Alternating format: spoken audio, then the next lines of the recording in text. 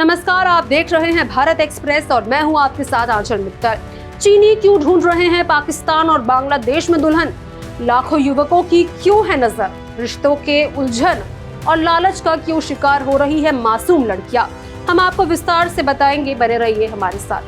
चीन में जनसंख्या को नियंत्रित करने के लिए 1970 के दशक में लागू की गई वन चाइल्ड पॉलिसी अब वहां के लिए सबसे बड़ी सामाजिक और जनसांख्यिकीय चुनौती बनकर निकल रही है। इस नीति ने कुछ समय तक चीन को संसाधनों के संतुलन और आर्थिक विकास में मदद जरूर की, लेकिन दशकों बाद इसका उल्टा असर तेजी से दिखने लगा।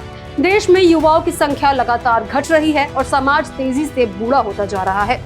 सबसे गंभीर समस्या पुरुष महिला अनुपात के असंतुलन की है, जो अब चीन की सामाजिक संरचना को हिला रही है। एक बच्चे की नीति के चलते लंबे समय तक लड़कियों के भ्रूण हत्या और प्रेफरेंस बेस्ड गर्भपात आम हो गए थे। वहीं लड़कों को तवज्जो देने की सामाजिक सोच ने स्थिति को और बिगाड़ दिया।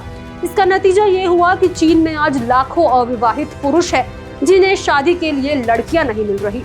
ऐसे में इन युवाओं को लेफ्ट ओवर मैन कहा जाने लगा है। इस कदर महिलाओं की कमी ने चीनी युवकों को पड़ोसी देशों की ओर देखने पर मजबूर कर दिया।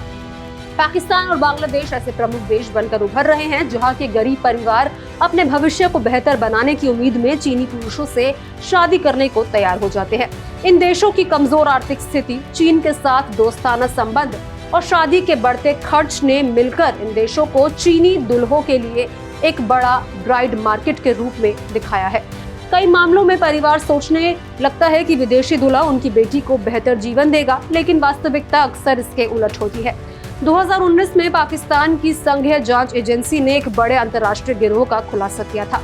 ये नेटवर्क युवा पाकिस्तानी महिलाओं को शादी का झांसा देकर चीन ले जाता था और वहां उन्हें कठिन परिस्थितियां, शोषण और कभी-कभी सेक्स ट्रैफिकिंग में धकेल देता था। कई रिपोर्टों में सामने आया कि इन लड़कियों को चीन में पहुंचने के बाद उनके पास ना कोई समर्थन होता था और ना ही संपर्क का साधन।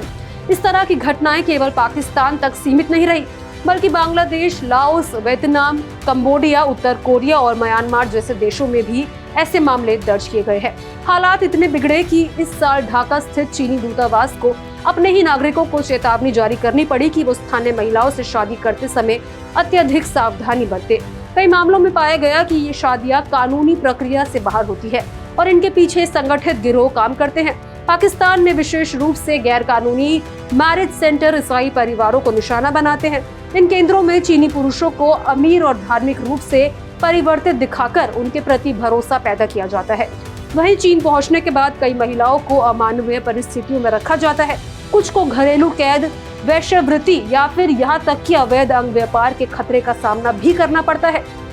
इसके अलावा चीनी नागरिकों को पाकिस्तान में आसानी से वीजा मिल जाना इस अवैध नेटवर्क को और भी मजबूत कर रहा है। इस तरह चीन की जनसंख्या नीति की पुरानी गलतियों ने पड़ोसी देश में एक नई सामाजिक समस्या को जन्म दे दिया, जिसकी वजह से हजारों महिलाएं असुरक्षा और शोषण का शिकार बन रही है। अब इस पूरे मामले को लेकर आपकी क्या राय है, कमेंट बॉक्स में जरूर शेयर करें।